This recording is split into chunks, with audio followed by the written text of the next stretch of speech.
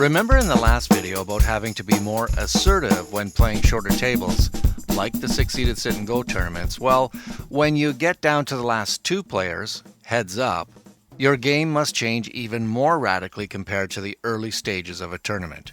In fact, when playing heads up, you will be playing and even raising most of your hands no matter how weak they may look at first glance.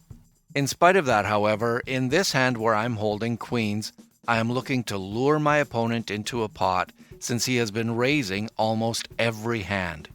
I decided to limp here hoping he raises again.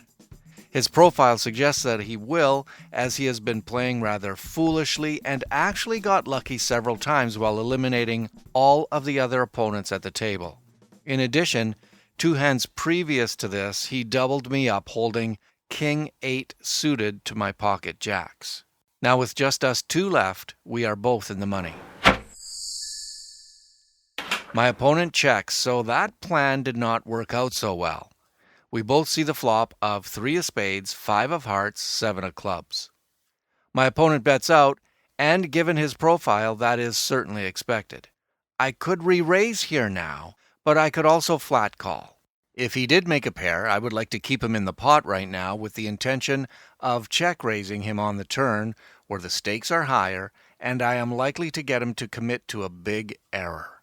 So I call and the pot is now 400. Here is the turn, the 10 of spades. Since I am basically slow playing, it's hard to know if any card has actually hit my opponent, but the 10 is likely neutral. This is really a hand where I am assuming I will be the best all the way to the river. My opponent bets out again, another 100 chips. Based on his profile, and now betting the minimum, there's a fair chance he has nothing here, but at most one pair. Now is the time to get more out of him, so I re-raise to 500, making the pot 1,000. My opponent calls, and the pot is now 1,400. Most players would not call my re-raise here without at least a pair, and even for his profile it would be rather remarkable for him to be calling with nothing here. I should now be thinking this flop did in fact hit his hand. The river is the 5 of diamonds which pairs the board. My opponent pauses and then goes all in. He is certainly representing that 5 helped him, and if it did, then I am beat. Now, if I was him and I had a 5 in my hand, I would also shove all in. However, since this opponent is capable of many things, including bluffing, I have to take other things into account, not the least of which he has shown little concern in past hands for anything I might be holding, choosing only to bet and bluff with seemingly little control. My hunch here is that is the case, or at least that's what I want to believe. Let's take a closer look at the board, though. Since we are both in the hand still, I must discount his bluffing here.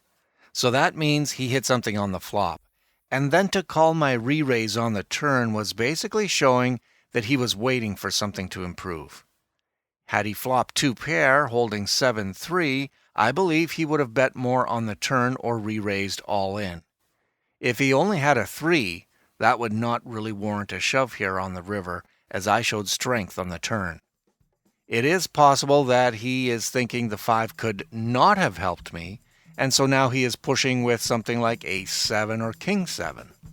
However, the most likely scenario to me is that he does hold a 5 in his hand, and therefore, given the moderate amount I have committed to this pot and my healthy stack size, I think these queens are actually a fold now. Unfortunately, my lack of patience with this player induced me to make a silly and costly call on the river. My opponent turns over 5-4 offsuit and eliminates me a few hands later for a second place finish. This is a critical lesson in taking enough time to assess the facts, not your emotions toward your opponent. Given his skill level, I certainly stood a better chance of winning this tournament by outplaying him in later hands, of which there were many to come with the blinds still being relatively low. Yes, it's true, even bad players can make good plays sometimes. Thanks for watching. If you want to see more sit and go strategy videos, visit the Poker School at pattypowerpoker.com.